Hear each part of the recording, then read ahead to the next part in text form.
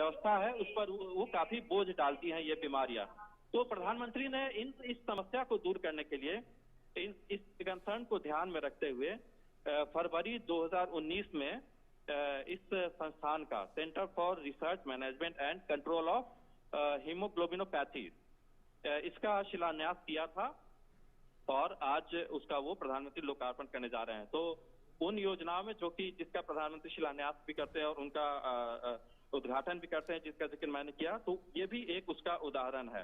तो ये जो संस्थान है हीमोग्लोबिनोपैथी के क्षेत्र में एक सेंटर ऑफ एक्सीलेंस के तौर पर काम करेगा और यहाँ पर तमाम नए तरह के रिसर्च होंगे और टेक्नोलॉजी डेवलपमेंट होगा और हीमोग्लोबिनोपैथी से जुड़े हुए जितने भी डिसऑर्डर्स होते हैं जो कि abnormal production of haemoglobin molecule से जुड़े हुए जो बीमारियां होती है उनसे जुड़े हुए अनुसंधान होंगे।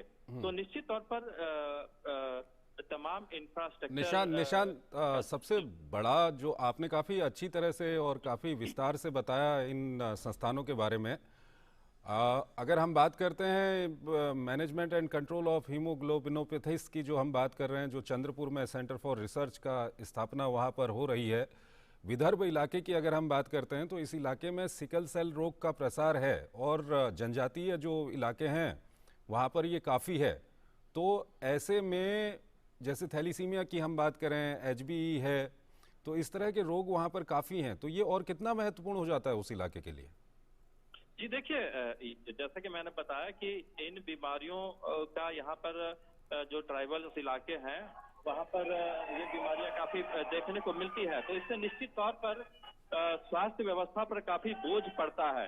तो इस बोझ को कम करने के मकसद से और इन बीमारियों से जो इससे जुड़े हुए जो रिसर्च है उस पर ध्यान देने के मकसद से, रिसर्च करने के मकसद से ही प्रधानमंत्री ने इसका शिलान्यास किया था, जो काफी महत्वपूर्ण हो जाता है। जो ट्राइबल इलाके हैं जहां पर लोगों को इन बीमारियों का सामना करना पड़ता है, तो अब जब ये संस्थान बन जाएगा तो बेहतर तरीके से इनका इलाज, इन बीमारियों का इलाज किया जा सकेगा और बेहतर तरीके से रिसर्च हो सकेगा और जो टेक्नोलॉजी डेवलपमेंट जिसका मैंने जिक्र किया वो तकनीकों का विकास किया जा सकेगा ताकि आने वाले समय में लोगों का बेहतर तरीके से इलाज किया जा सके।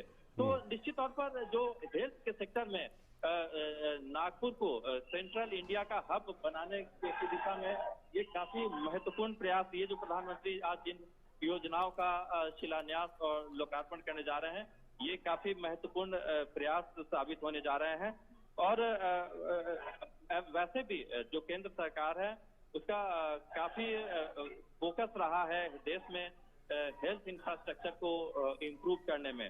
और जहां तक एम्स की बात करें तो टर्शियरी केयर का काफी महत्वपूर्ण संस्थान माना जाता है। लोग एम्स जैसे संस्थान जहां पर विश्व स्तरीय स्वास्थ्य सुविधाएं मौजूद है वहां पर आकर इलाज करवाना चाहते हैं। आपको मालूम होगा कि दिल्ली एम्स में कितना बोझ होता है लोगों का। लोग हर साल लाखों की तादाद पर वहां पर इलाज करवाने आते हैं। उसी बोझ को कम करने के मकसद से केंद्र सरकार ने, वर्तमान सरकार ने देश के हर राज्य में एम्स जैसे संस्थान खोलने का महत्वपूर्ण निर्णय लिया। और जब से 2014 के बाद से नरेंद्र मोदी के नेतृत्व में केंद्र सरकार सत्ता में आई है, तब से नए एम्स को खोलने की दिशा में काफी प्रयास किए गए हैं और अब तक 15 नए एम्स को अप्रूवल दिया जा चुका है और 10 एम्स में ओपीडी सुविधाएं चालू हो चुकी है, फंक्शनल की जा चुकी हैं। और जो अंडर ग्रेजुएट एमबीबीएस पाठ्यक्रमों की शुरुआत 12 एम्स में की जा चुकी है और 8 एम्स में जो कंस्ट्रक्शन का काम है, निर्माण का कार्य, वो काफी एडवांस स्टेज में चल रहा है, काफी प्रगति पर है। और जो पीएम स्वास्थ्य सुरक्षा स्कीम जिसका मैंने जिक्र किया, जिसके तहत जो इन नए एम्स का निर्माण किया जा रहा है, उसके तहत जो मैं बात करूं तो इस साल, इस वित्तीय वर्ष में 2022-2023 में 10,000 करोड़ रुपए सरकार ने बजट में आवंटित किए थे और इसी के तहत इन तमाम एम्स का निर्माण किया जा रहा है। और जो वर्तमान जो एग्जिस्टिंग जो सरकारी मेडिकल कॉलेज हैं उनका अपग्रेडेशन भी किया जा रहा है। तो और एक बात और मैं आपको बताऊं चंद्रशेखर, कि पिछले 8 साल में केंद्र सरकार ने 200 से ऊपर 209 नए मेडिकल कॉलेज खोले हैं अब तक।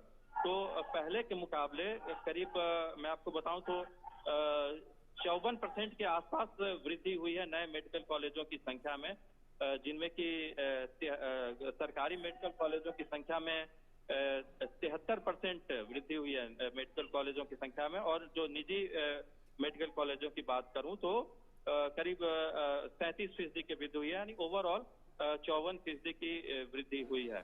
तो सरकार का